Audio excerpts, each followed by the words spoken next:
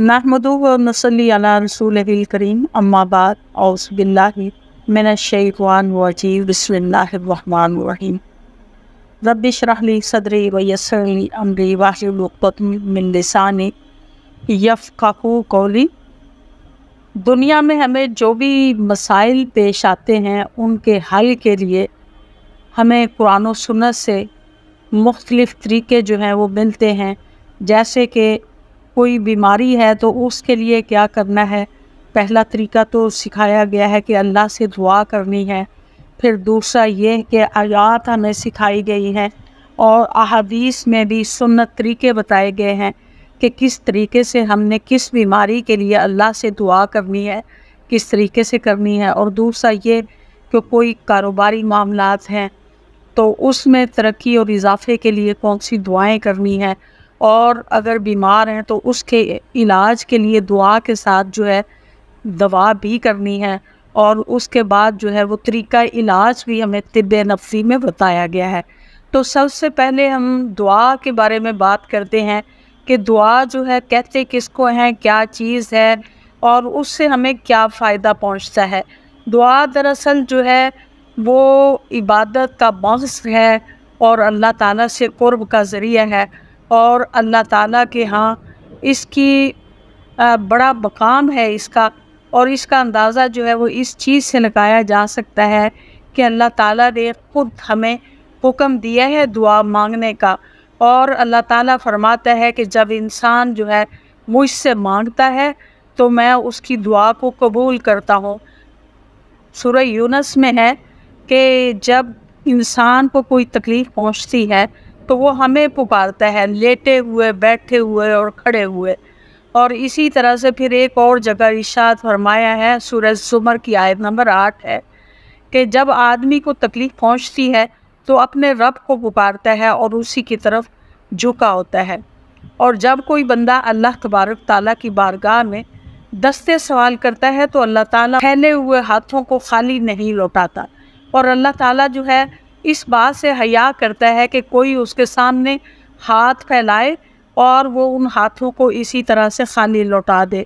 जिस तरह से इंसानों में कोई आलीशान होता है तो किसी मांगने वाले को खाली हाथ नहीं लौटाता, वो इस चीज़ का ख्याल करता है कि वो मेरे दर पे आया है, उसको मैं कुछ ना कुछ देकर भेजूं। तो इसी तरह से अल्लाह ताला कायनात का मालिक है और तमाम ख़ज़ानों का मालिक है। उस जैसी शान किसी के नहीं है। लैसा कमिस्लिही शैअन, उसकी मानित कोई नहीं है और कोई उसके बराबर का नहीं है, कोई उसका मुकाबला नहीं कर सकता, कोई उसका शरीक नहीं है, कोई उसका वज़ीर नहीं है। तो वो जो हर चीज़ का मालिक है और जो हमारा खालिक भी है, तो खालिक होते हुए अल्लाह ने अपने ज़िम्मे जो है हमारा रिस्क जो है उसकी ज़िम्मेदारी ली है कि कोई भी ज़ीरो मखलूक ऐसी नहीं है कि जिसके रिस्क का एहतमाम जो है वो अल्लाह ताला ने ना किया हो। लेकिन इंसान जब पैदा होने से पहले उसकी 4 चीज़ें जो है वो लिख ली जाती हैं और फिर उसके बाद जो है उसमें रूह फूंकी जाती है, तो उसमें एक चीज़ उसका रिस्क भी होता है, और जो रिस्क उसका लिख दिया जाता है वो उसे हर सूरत में मिलना होता है। लेकिन जो इंसान है उसको ये अंदाज़ा नहीं होता कि वो वक्त कौन सा होगा, किस वक्त उस चीज़ का ज़हूर होगा। तो उसके लिए उसे दुआओं का सहारा लेना जो है वो बहुत ज़रूरी होता है, और अपने मसाइल को हल करने के लिए अल्लाह की तरफ रजू करना होता है। इससे ना सिर्फ़ ये कि ये हमारी इबादत बन जाती है, बल्कि अल्लाह का कुर्ब भी हासिल होता है और हमारी परेशानियों, दुखों, बीमारियों और तकालीफ से निजात मिलने का बहुत बड़ा ज़रिया होता है कि हम ज़ाहिरी असबाब की तरफ मतवज्जो होते हैं अपनी तकालीफ को दूर करने के लिए। तो हमें इस चीज़ का भी ख्याल जो है वो ज़हन में रखना चाहिए कि जो उन असबाब को पैदा करने वाला है उसकी तरफ रजू करना जो है वो बहुत ज़रूरी है। क्योंकि जब तक हम अल्लाह से राब्ता नहीं करेंगे किसी चीज़ में कोई असर नहीं होगा। बंदा अपने रब का मोहताज है और अल्लाह ताला उसमें वो असर डालता है जिसका फिर हमें फ़ायदा पहुंचता है। तो इसी तरह से है कि हमें ان اسباب کے ساتھ ساتھ جو ہے وہ اسباب پیدا کرنے والے کی طرف رجوع کرنا چاہیے. جیسے کہ یہ ہے کہ سردی جو ہے اس میں آگ سے ہم فائدہ اٹھاتے ہیں، تو آگ جو ہے گرمی پیدا کرنے والی چیز ہے، حرارت پیدا کرنے والی ہے، لیکن اس میں تاثیر جو ہے وہ اللہ تعالیٰ نے رکھی ہے. اسی طرح سے اگر آگ جو ہے وہ جلانے والی ہی ہوتی تو حضرت ابراہیم علیہ السلام پر کس طرح سے وہ ٹھنڈی ہو جاتی.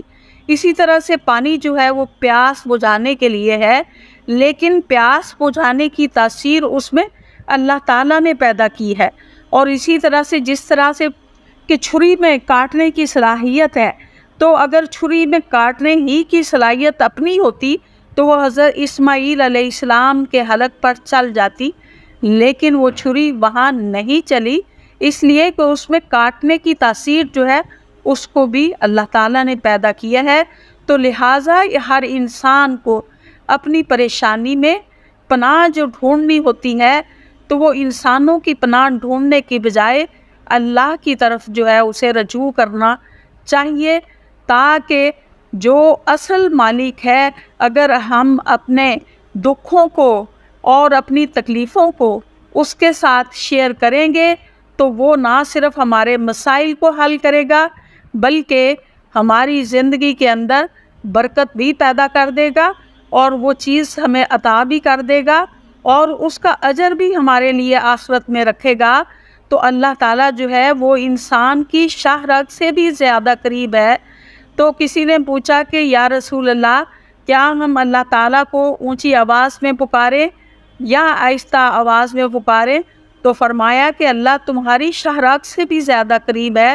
تو اللہ تعالیٰ نے فرمایا اِذَا سَأَلَكَ عِبَادِي أَنِّي فَإِنِّي قَرِيبٌ أُجِيبُ دَعْوَةَ الدَّاعِ إِذَا دَعَانِ، کہ میرے بندے تو اس سے میرے بارے میں سوال کرتے ہیں تو ان سے کو بتا دیجئے کہ میں ان کے قریب ہوں اور ہر پکارنے والے کی پکار کا جواب دیتا ہوں.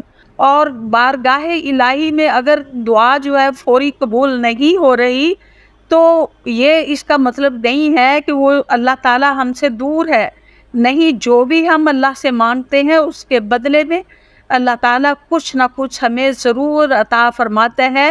اللہ تعالیٰ بہت حیادار ہے اور وہ حیا کرتا ہے کہ انسان اس کی طرف ہاتھ پھیلائے، اس کی طرف جھولی پھیلائے اور اس کی جھولی کو وہ خالی لوٹا دے. اللہ کسی کو خالی نہیں لوٹاتا، اللہ تعالیٰ جو ہے اس کی جھولی کو بھر دیتا ہے. وہ بڑا سخی ہے، بڑی اونچی شان والا ہے، ہر ایک کو بن مانگے عطا کرتا ہے.